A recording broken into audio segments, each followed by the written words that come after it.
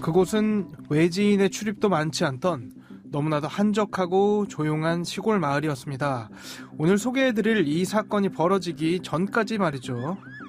들 것 잘 챙기고 밖에 사람들 많을 테니까 행여라도 시신 안 보이게 잘 덮고, 알겠지? 예, 선배님. 자, 나가보자. 이것이 뭔 일이여? 살인이라니. 아이, 그 전당포 내외가 다 당한겨? 어제까지 멀쩡했는데, 어이구야. 언니, 이리 좀 와봐요. 우리 동네에 살인 났대, 살인. 조용했던 강원도 양구의 한 마을은 한순간 얼어붙었습니다.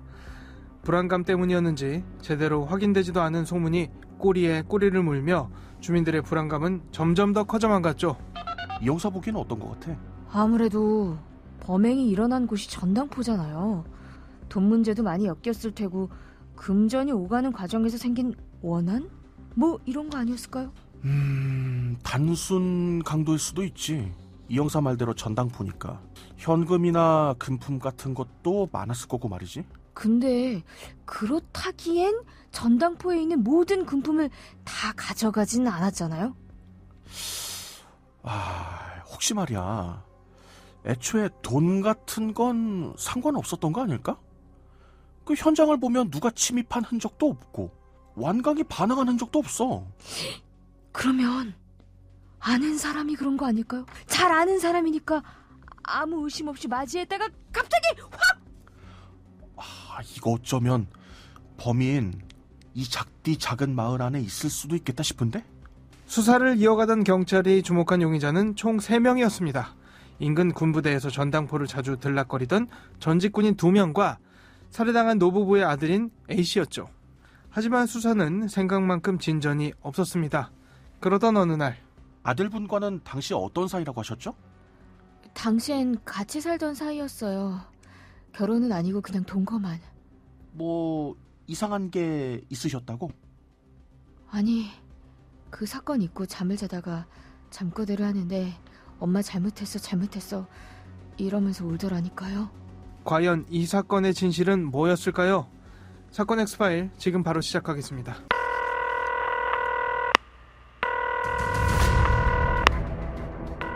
사건은 보이는 것보다 가까이 있다. 이원화 변호사의 사건 엑스파일. 안녕하세요. 사건 엑스파일 이원화입니다. 오늘도 로엘 법무법인 남채윤 변호사와 함께합니다. 변호사님 어서 오세요. 안녕하세요. 남채윤 변호사입니다. 강원도 양구, 여기는 이제 사실은 군부대로 유명한 그런 마을이죠. 어느 날 양구경찰서에 한 통의 제보 전화가 걸려왔는데요. 부모님이 살해를 당한 것 같다, 이런 내용이었죠. 네, 2005년 8월 14일 낮 12시 10분경 양구경찰서에는 한 통의 전화가 걸려왔는데 아버지와 어머니가 흉기에 찔렸는데 돌아가신 것 같습니다는 내용이었습니다. 피해자들은 양구 중리에 소재한 전당포를 운영하던 노부부였고, 노부부를 처음 발견해 경찰에 신고한 사람은 전당포에서 조금 떨어진 곳에 거주하던 아들이었습니다. 양구경찰서 소속 형사 5명은 사고가 발생한 전당포로 긴급 출동했고 현장 보존 및 정밀 감식에 들어갔습니다. 신고 전화를 했던 사람은 아들이라고 하셨는데 부모님을 뵙기 위해 전당포를 찾았다가 발견을 하게 됐던 건가요? 어떤 상황이었을까요? 노부부의 아들은 평소 전당포에서 잔심부름을 해왔는데 아들은 경찰에서 사건 당일 오전 전당포로 출근해 한동안 TV를 시청하다가 정오쯤 찾아온 손님의 물품을 확인하기 위해 방 안에 들어갔다가 아버지와 어머니가 숨져 있는 것을 확인했다고 진술했습니다. 아니, 그 말은 아들이 전당포에 와 있는 몇 시간 동안 이미 부모님은 살해당한 상태였는데 그걸 모르고 있다가 뒤늦게 문 열어보고 알았다, 이겁니까? 네, 그렇습니다. 전당포와 내실은 출입문을 열면 곧바로 연결되는 구조였지만 아들은 부모에게 별도의 아침 인사를 건네지 않았다고 합니다. 평소보다 출근이 늦은 탓에 부모의 꾸지람을 듣지 않기 위해서였다고 합니다. 아무리 그래도 왔으면 왔다, 일상적인 대화를 한다든지 아니면 최소한 인기척을 느껴졌을 것 같은데 좀 이상해요. 아무튼 경찰은 어떤 부분에 주목했습니까? 노부부 피살 사건 현장에 대한 정밀 감식에서 발견된 단서는 단 하나였습니다. 혈흔이 묻은 부분 족적뿐이었는데 이마저도 선명치 않아 용의자를 선정하는 데 큰 도움이 되지 못했습니다. 가족들의 지문이 발견돼 이를 채취하긴 했으나 사건 관련성 여부도 불분명했고 당시 전당포 주변에 설치된 CCTV가 없어 인근 도로변을 운행하던 버스의 블랙박스까지 모두 살펴봤지만 추가적인 수사 단서를 찾지는 못했습니다. 범인을 추정할 만한 단서가 거의 없는 상태로 보이는데 결국에는 범행 동기를 좀 파헤쳐야 되는 그런 상황이 온 것 같은데요. 네, 당시 부부 중 남편은 가슴 부위 등 12곳을 흉기에 찔려 숨진 채 전당포 안쪽 방에 있던 1인용 간이 침대 위에 누워 쓰러져 있었고 아내 역시 오른쪽 가슴 부위 등 3곳을 흉기에 찔리고 우측 눈 부위가 함몰된 상태에서 출입문 안쪽 탁자 위에 놓여있던 간이 금고 옆에 숨져 있었습니다. 경찰은 부부가 흉기에 수십 차례 찔리는 등 잔인하게 살해됐고 전당포 영업 특성상 금전거래가 많기 때문에 금전거래 과정에서 생긴 원한관계에 초점을 맞춰 수사했습니다. 그렇죠. 아무래도 범행이 발생한 장소가 전당포인데 돈이 오가는 곳이기도 하고 정말 돈을 구하기 어렵다 싶을 때 찾는 곳이기도 하잖아요. 그래서 혹시 진척은 뭐 좀 있었나요? 사건이 발생한 전당포에는 월급 통장을 맡기고 돈을 자주 빌려 쓴 군인들이 상당수 있었다고 합니다. 이에 경찰은 헌병대와 기무사의 협조를 받아 군인들에 대해 수사를 시작했는데 인근 군부대에서 복무 중인 현역 군인들은 별 문제가 없는 것으로 확인됐습니다. 이후 경찰은 탐문 수사를 벌이던 중 2명을 용의선상에 올리게 됐습니다. 2명. 어떤 사람들이었죠? 2004년에서 2005년 사이 인근 모 부대에서 부사관으로 복무하다가 전역한 군인들이었습니다.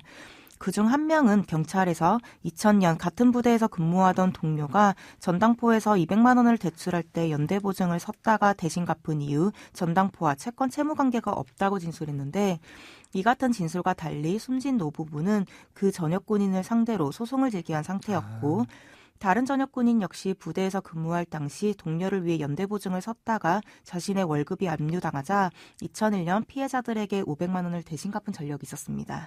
한 명은 소송까지 제기된 상황이었는데 또 그걸 숨겼어요. 경찰 입장에서는 충분히 의심해볼 만한 그런 상황이 아니었나 싶은데요. 네, 맞습니다. 경찰은 두 전역 군인을 용의선상에 올린 뒤 통신사실 확인 자료 제공 요청 허가를 받아 사건 당일 이들의 휴대폰 통화 위치 등을 확인했는데 양구경찰서뿐만 아니라 강원지방경찰청 광역수사대까지 총동원해 3개월가량 확인 작업을 벌였는데도 뚜렷한 단서를 찾지 못해 더 이상 수사는 진전되지 못했습니다. 그런데 경찰은 당시 강도살인의 가능성뿐만 아니라 면식범에 의한 범행일 가능성도 열어두고 수사하고 있었습니다.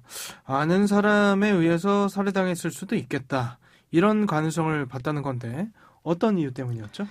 시신이 발견된 내실에 있던 장롱안 물건이 흩어져 있긴 했으나 전당포 현관 및 창문 등엔 침입 흔적이 전혀 없었고 숨진 노부부에게서 저항한 흔적도 발견되지 않았습니다. 게다가 숨진 주인 주변에 개봉된 약봉지와 알약이 떨어져 있었는데 살해 당시 잠들지 않은 채 깨어 있었다는 것이죠.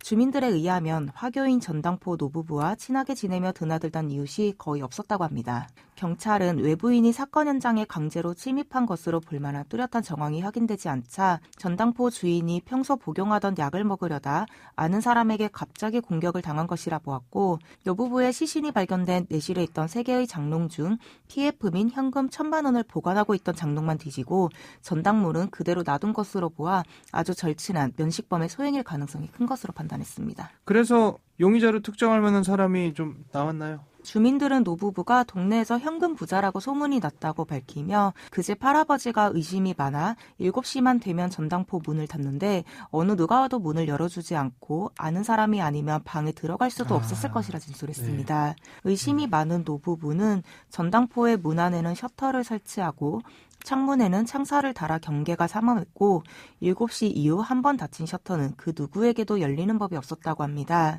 이에 경찰은 범인이 노부부와 긴밀한 관계를 맺은 사람일 가능성이 크다고 보았는데 경찰이 의심했던 건 지인이나 동네 사람들이 아닌 노부부의 가족이었습니다. 가족이요? 가족 누구가요? 바로 노부부의 아들입니다. 경찰에 신고 전화했다는 그 아들 말입니까? 네, 맞습니다.